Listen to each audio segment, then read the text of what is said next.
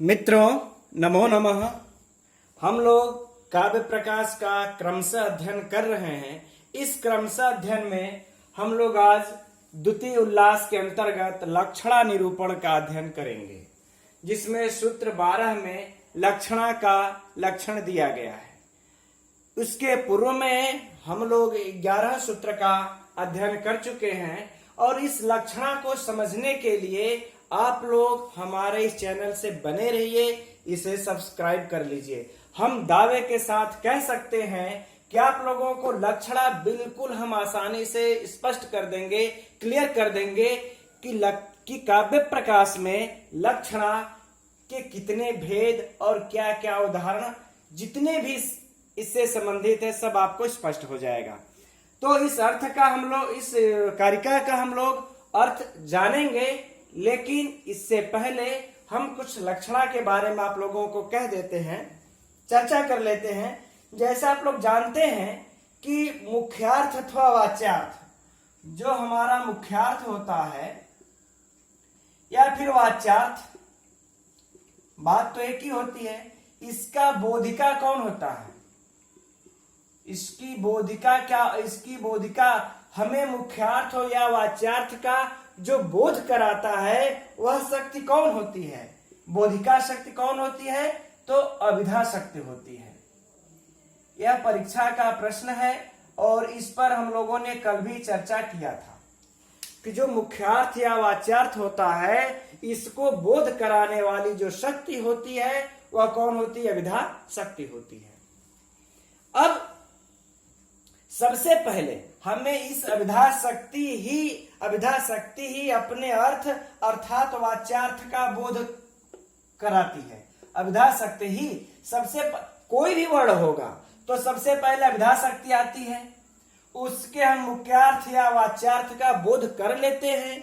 इसका बोध कर लेने के तदोपरांत ही हम किसी का लक्ष्यार्थ है ना, हम किसी का लक्ष्यार्थ को जानते हैं। सबसे पहले अभिधा शक्ति आएगी, उसके द्वारा हम मुख्यार्थ या वाच्यार्थ को जान लेंगे, तब हम लक्ष्यार्थ को जानेंगे। लेकिन लक्ष्यार्थ को कब जानेंगे, क्यों जानेंगे? तो जब मुख्यार्थ हमारा उपस्थित हो जाता है और यह मुख्यार्थ अन्य पदों के साथ इसका अन्वय नहीं कर पाती हैं, तब जाकर के हमें लक्ष्यार्थ की आवश्यकता पड़ती है। इसको मैं इस तरह से समझा दे रहा हूं, आप लोगों को समझिएगा। जैसे हमने कह दिया गंगायाम घोषः, ठीक, तो सबसे पहले हमें यहां पर क्या उपस्थित हुआ? मुख्यार्थ। मुख्यार्थ क्या है? गंगा में घोष अर्थात झोपड़ी है ना, अभिरपल्ली, यही अर्थ हुआ।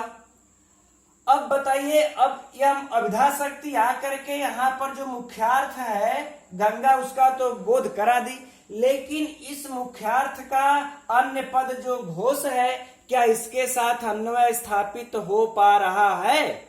यह हम देखेंगे। तो अन्वय स्थापित हो रहा है? आप लोग स्वयं बताइए। तो नहीं, अन्वय स्थापित नहीं हो रहा है, क्योंकि गंगा में तो घोष हो ही नहीं सकता। गंगा में तो धारा बहती है, उस धारा में जल की धारा में जल प्रवाहित होता है, उसमें घोष नहीं हो सकता। अर्थात इसके साथ यह अन्वय स्थापित नहीं कर पा रहा है। तब ऐसी स्थिति में हम क्या करते हैं?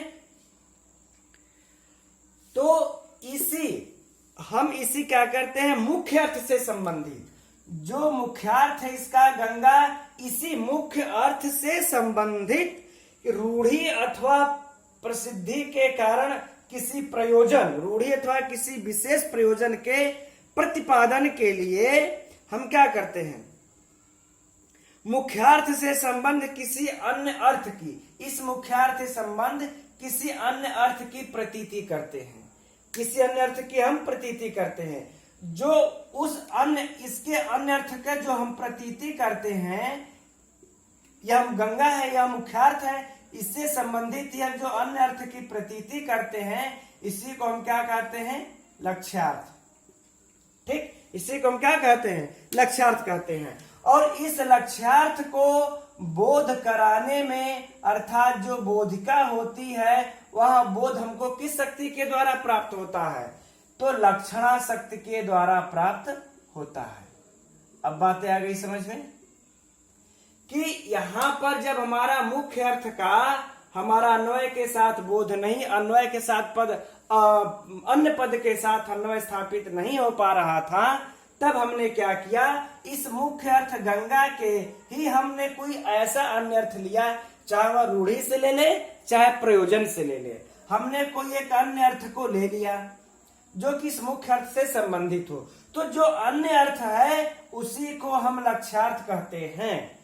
जो गंगा का अन्य अर्थ होगा वही इसका लक्ष्यार्थ होगा। तो गंगा का अन्य अर्थ क्या होगा?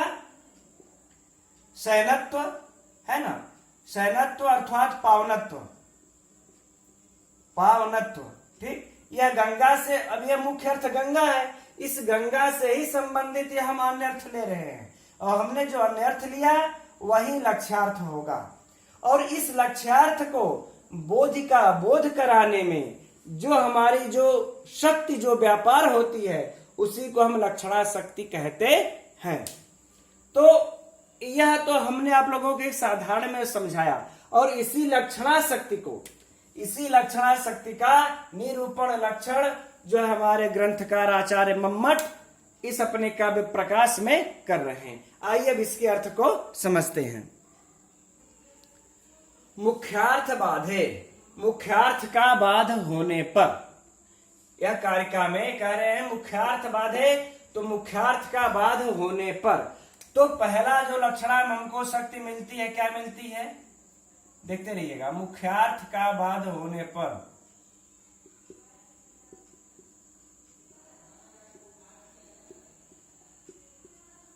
ठीक, अब आगे कह रहे हैं तद योगे, तद मतलब उससे, किससे? मुख्यार्थ से। योगे मतलब संबंध होने पर, उससे संबंध होने पर, कैसा संबंध होने पर? लक्ष्यार्थ का संबंध होने पर, अर्थात उस मुख्यार्थ के साथ अन्य अर्थ का योगे मतलब संबंध होने पर। समझ में आई बात?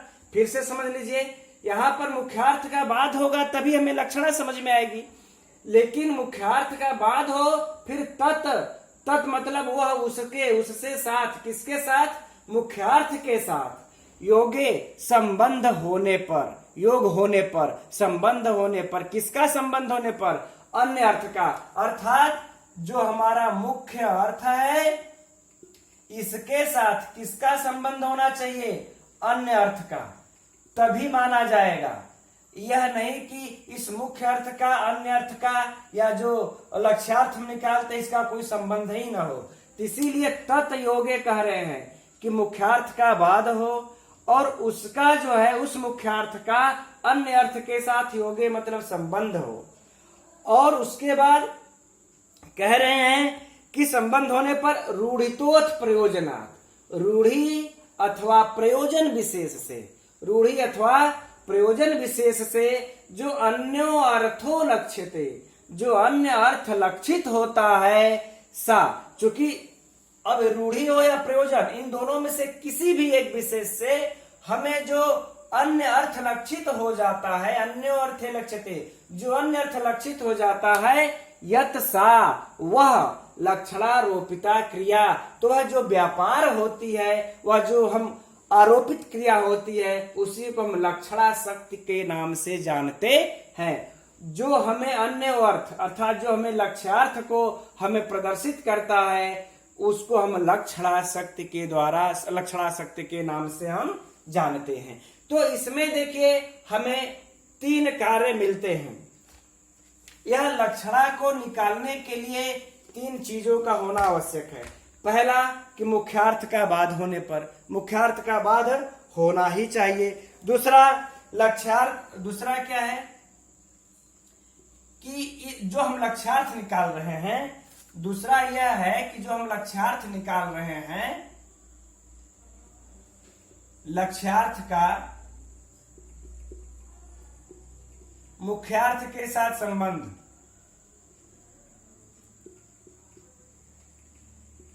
ठीक। यह तो आप लोगों को जैसे कोई भी हम लक्षणा निकाल रहे हैं तो उस लक्षणा को के लिए हमें इन इन चीजों का होना आवश्यक होगा। पहला कि मुख्यार्थ का बाध हो, जब तक से मुख्यार्थ का बाध होगा ही नहीं लक्षणा नहीं निकल सकती है। दूसरा का कि लक्ष्यार्थ जो हम निकाल रहे हैं उसका मुख्यार्थ के साथ संबंध हो, अर्थात तदयोगे। ठीक, तो पहला क्या बोले थे यार, मुख्यार्थ बाधे इन्होंने कह दिया था, यह रहा मुख्यार्थ बाधे, और यह जो दूसरा है तदयोगे, है ना। अब तीसरा कह रहे हैं कि रूढ़ितो अर्थ प्रयोजनात्, अर्थात रूढ़ी या प्रयोजन में से। जो तीसरा कारण है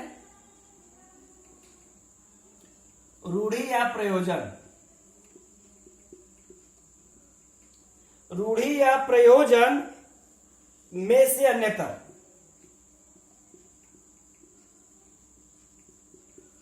ठीक, यह तीन कारण होना चाहिए तभी हम लक्षणा को निकाल सकते हैं।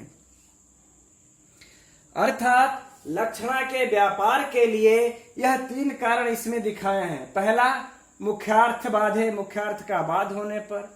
दूसरा का तदयोगे, अर्थात उस मुख्यार्थ का लक्ष्यार्थ के साथ संबंध होना चाहिए। तीसरा रूढ़ी या प्रयोजन विशेष से, दोनों में से कोई एक कारण हो, इस या रूढ़ी कारण हो या फिर प्रयोजन कारण हो, इन दोनों में से कोई एक कारण हो। इसके बाद जो अन्य अर्थ लक्षित होता है, इतना हो जाने के बाद अन्य अर्थ जो लक्षित होता है वह लक्षणारोपिता क्रिया, वही जो है कि आरोपित व्यापार लक्षणा कहलाता है।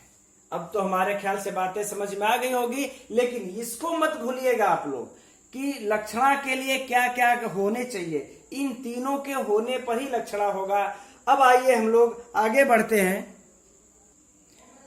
आइए अब हम लोग इसके उदाहरण को देख लेते हैं। उदाहरण में क्या क्या दे रहे हैं। कर्मणि कुशलः,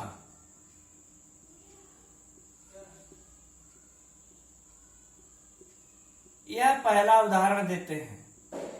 कर्मणि कुशलः में देखिए अब इसमें कैसे लक्षणा निकाली जाती है, कैसे लक्षणा है। यह जो देखिए कुशलः, कर्मणि कुशलः कार्य में कुशल, अर्थात चित्र कर्म आदि किसी विशेष काम में कुशल, है ना। कार्य में कुशल, इसका हिंदी में हम लोग अर्थ निकाल लेंगे। कार्य में कुशल, तो कौन से कार्य में कुशल, तो मान लेते हैं कई, जैसे कि चित्रकारी आदि या पेंटर आदि, या फिर किसी भी कार्य विशेष में कुशल। अब हम इसमें देखिए मुख्य अर्थ निकालेंगे। इसका जो कुशलः में जो मुख्य अर्थ होगा, इस कुशलः का मुख्य अर्थ क्या है, कुशान लाति आदत्ते इति कुशलः। इसका क्या अर्थ है, कुशान लाति आदत्ते इति कुशलः। ठीक, यह इसका क्या हुआ, मुख्य अर्थ हुआ। लेकिन यहां पर इस मुख्य अर्थ से इसका कोई संबंध नहीं है। फिर से इसको हम समझा देते हैं। यह कैसे हुआ, पहले क्या होता था कि कुश, पहले कि आज भी जब कुश को हम उखाड़ने जाते हैं, कुश को लाने जाते हैं, तो उसमें इतना वह तीक्ष्ण होता है, इतना वह नुकीला होता है कि हम कैसे भी उखाड़ते हैं हमें चुभ जाता है। तो वह चुभने ना पाए, इसलिए लोग कुश लाते थे, बड़ी सावधानी की जरूरत पड़ती थी। इसलिए कह दिया जाता था कि कुशान लाति आदत्ते इति कुशलः, जो कुश को लाने में, उखाड़ करके लाने में दक्ष हो वह कुशल। तो इस कुशल का यह मुख्य अर्थ हो गया। ठीक, अब इसका अन्य अर्थ क्या लेंगे, अन्य अर्थ, या फिर हम इसका लक्ष्यार्थ क्या निकालेंगे, तो लक्ष्यार्थ होगा दक्ष, है ना। इसका कुशलः का जो हम अर्थ निकालते हैं वह तो यही होता है कुश लाने में प्रवीण। अब इसका हम क्या निकालेंगे, कुशलः का दक्ष या फिर प्रवीण, है ना, कुशल है। तो यह हमारा अन्य अर्थ हो गया। तो लेकिन यह कर्मणि कुशलः जो हुआ है यह रूढ़ के द्वारा परिवर्तित हो गया है। रूढ़ के द्वारा, अर्थात धीरे धीरे हम पहले कुशान लात यादत्ते थी कुशला ऐसा कहते थे, लेकिन वो जो दक्ष होता है, प्रवीण होता है, वही शब्द धीरे धीरे हमारा यह कुशला जो शब्द है रूढ़ हो गया। कौन सा अर्थ देने लगा? दक्ष और प्रवीण का।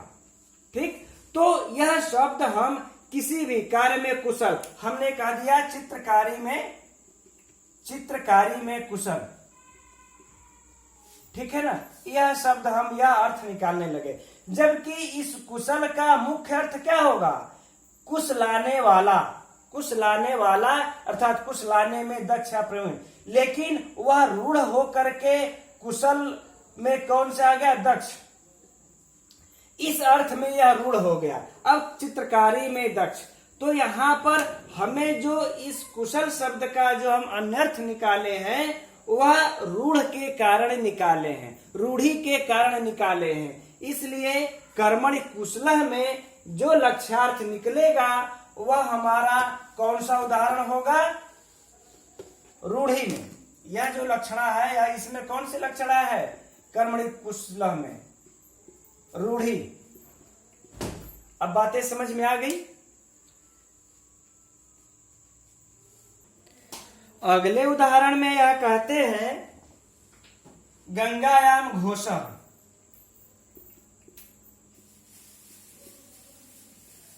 गंगायाम घोषः, इसका देखिए हम लोग जब मुख्य अर्थ निकालेंगे तो क्या हो जाएगा? गंगा में घोष अर्थात गंगा में झोपड़ी। तो गंगा में झोपड़ी तो हो नहीं सकती, तो यहां पर अब क्या हो?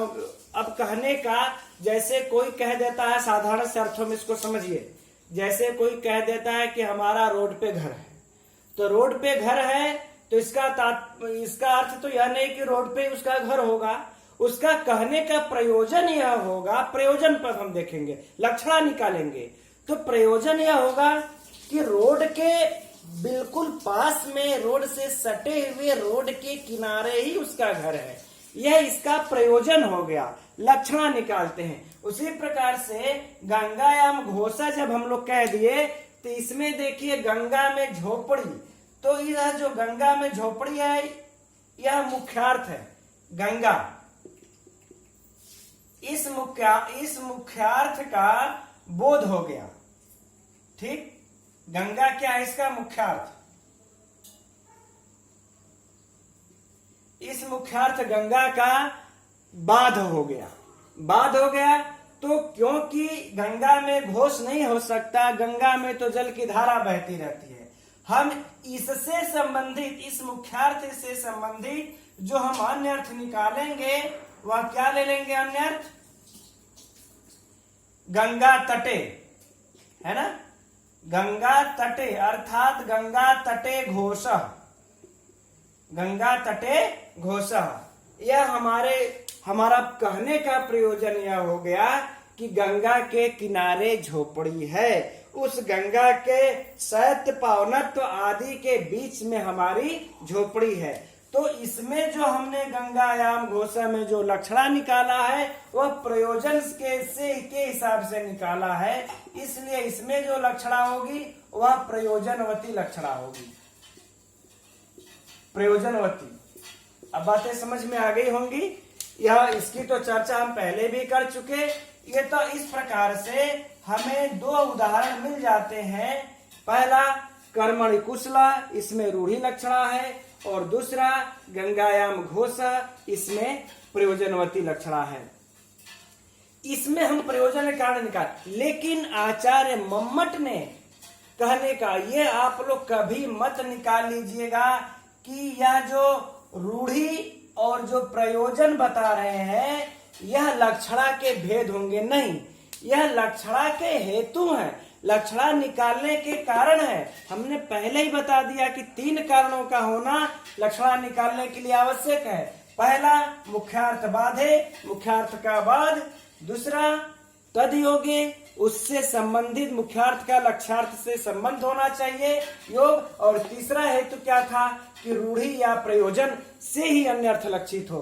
तो इसे आप रूढ़ी को और प्रयोजनवती को लक्षणा का भेद बिल्कुल मत समझिएगा, ठीक। अब देखिए, जो हमारा मुख्यार्थ का बाद हो रहा है, आइए इस मुद्दे पर हम एक बार चलते हैं।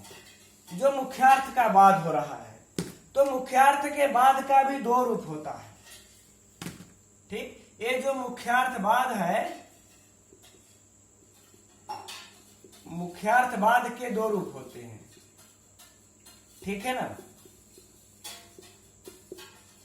पहला कौन सा होता है? पहला करें अन्वयानुपपत्ति।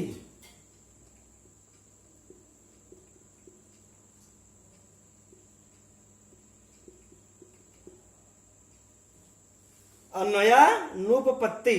और दूसरा कौन सा होता है? तात्पर्यानुपपत्ति।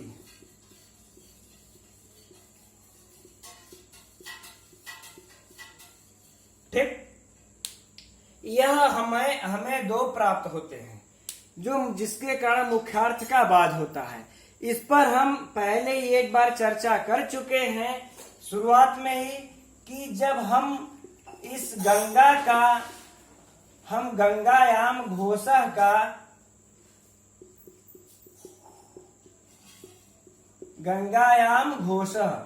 इस गंगा का जब हम घोष के साथ अन्वय करेंगे तो अन्वय की सिद्धि नहीं हो पाएगी, अन्वय की उत्पत्ति नहीं हो पाएगी। इसके कारण से हमें लक्षणा की ओर जाना पड़ता है। ठीक, और एक मत तो यह है, अधिकांश विद्वान इसी अन्वयानुपपत्ति को ही मानते हैं कि लक्षणा में जो लक्षणा निकलने का जो मुख्य कारण होता है, अन्वय की अनुपपत्ति ही होती है। जब अन्वय की उत्पत्ति नहीं हो पाती, अन्वय नहीं बन पाता, तब हम इससे संबंधित अन्य अर्थ को निकाल करके घोष के साथ हम अन्वय कर लेते हैं। लेकिन ये तात्पर्यानुपपत्ति भी यह नागेश भट्ट मानते हैं। कौन मानते हैं इनको? नागेश भट्ट ने अपने एक रचना है इनकी परम लघु मंजूषा। कौन रचना है इनकी? परम लघु मंजूषा। इसमें इन्होंने कहा है कि जो लक्षणा का जो मुख्य कारण है, लक्षणा का मुख्य कारण मुख्य बीज रूप, यूं कह लें, मुख्य बीज रूप कह रहे हैं कि यह अनुपपत्ति नहीं है, अपितु तात्पर्यानुपपत्ति है ना, तात्पर्यानुपपत्ति है।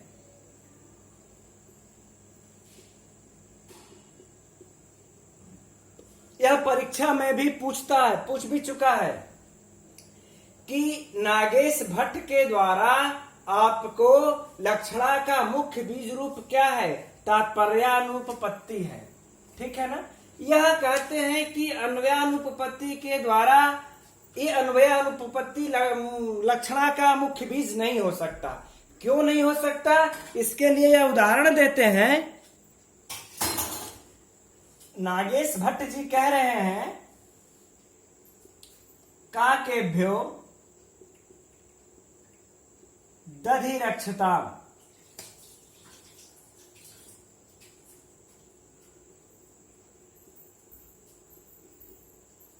ठीक, अब देखिएगा इसको, यानी कि कोई व्यक्ति है, वह जाते जाते कह गया कि मैं जा रहा हूं, मेरे इस दही का काकेभ्यो कौओं से रक्षा करना। ठीक, कह गया। अब वो जाते जाते कह तो गया कि कौओं से रक्षा करना, तो अब इसमें यदि हम, लेकिन उसके कहने का भाव सिर्फ कौओं से तो रक्षा करना नहीं हो सकता ना, क्योंकि उसके कहने का तात्पर्य यह होगा कि कौवे के साथ साथ जैसे कुत्ते, बिल्ली, अन्य कोई जीव छोटे मोटे उस दही को न जूठा करें, उस दही को हानि न पहुंचाएं, इसका तात्पर्य होगा। लेकिन इसमें हम अगर लक्षणा निकालेंगे, अन्वय निकालेंगे, तो अन्वय तो हो ही जाएगा। काकेभ्यो दधिरक्षता, जैसे हम यहाँ पर जब हम इसका अन्वय कर रहे थे, गंगायाम घोषः, गंगा में झोपड़ी, तो अन्वय नहीं हो रहा था। यही आचार्य मम्मट कह रहे हैं कि यही अन्वयानुपपत्ति, और लगभग अधिकतर विद्वान यही कहते हैं कि अन्वयानुपपत्ति ही लक्षणा का मुख्य कारण है। मुख्यार्थ बाद के जो दो रूप होते हैं, मुख्यार्थ का जो बाद होता है, लक्षणा निकलता है, इसी के कारण से निकलता है। लेकिन नागेश भट्ट कहते हैं कि अब इसका अन्वय करके देखिए, इसका अन्वय तो हो जा रहा है, जैसे इसमें बाधा पहुंचती है वैसे इसमें तो बाधा हो नहीं रही है। यहाँ पर तो सीधा सीधा काकेभ्यो दधि रक्षता, इसमें अन्वय में कहीं कोई दिक्कत नहीं आ रही है, तो अन्वय तो हो गया। तो अब यहाँ पर लक्षणा हम कैसे निकालेंगे? अन्वय तो हो ही गया, जब अन्वय हो गया तो बाधा हुई ही नहीं। तो कह रहे हैं कि हम तात्पर्य लेंगे, जो वक्ता का होगा वह काकेभ्यो का कहने का तात्पर्य उसका होगा कि काक से ही नहीं अपितु कुत्ते, बिल्ली आदि सभी से हमारे दही की रक्षा करना। तो ये तात्पर्य है। अब यहाँ पर तात्पर्य की उपपत्ति नहीं हो पा रही है। जैसे कौवे से दही की रक्षा करना, यहाँ पर सिर्फ कौवा, तो यह तात्पर्य नहीं हो सकता। तात्पर्य क्या होगा? कुत्ते, बिल्ली आदि सभी से हमारे इस दही की रक्षा करना। तो यहाँ पर हम अन्वय तो सीधा सीधा हो गया, तो हमारा अन्वय लक्ष्यार्थ को निकालने में अन्वय हमारा बाधा कोई नहीं पहुंचाया। ठीक। और जब इसका अन्वय हो जाएगा तो हम लक्ष्यार्थ नहीं निकाल पाएंगे। लेकिन इसमें तो लक्षणा है, जब लक्षणा है तो वह लक्षणा किसके द्वारा हम कौवे, ये जो काकेभ्यो में जो लक्षणा के द्वारा हम काक, कुत्ते, बिल्ली निकालेंगे, वह किसके द्वारा निकाल लेंगे? हम तात्पर्य के द्वारा निकालेंगे। राइट। तो इसलिए नागेश भट्ट कहते हैं कि जो मुख्यार्थवाद का जो मुख्य कारण है, जो लक्षणा के निकलने का जो मुख्य कारण है, वह अन्वय के अनुपपत्ति होने के कारण नहीं, अपितु अन्वय तो कभी कभी हो जाता है, अपितु तात्पर्य ही मुख्य कारण होता है, मुख्य बीज रूप होता है लक्षणा को निकालने के लिए। तो मित्रों, यहाँ हम लोग जो है कि लक्षणा के स्वरूप को जाने, लक्षणा किसको कहते हैं उसको जाने। अब कल की वीडियो में हम लोग लक्षणा के भेद को जानेंगे। तब तक के लिए नमो नमः।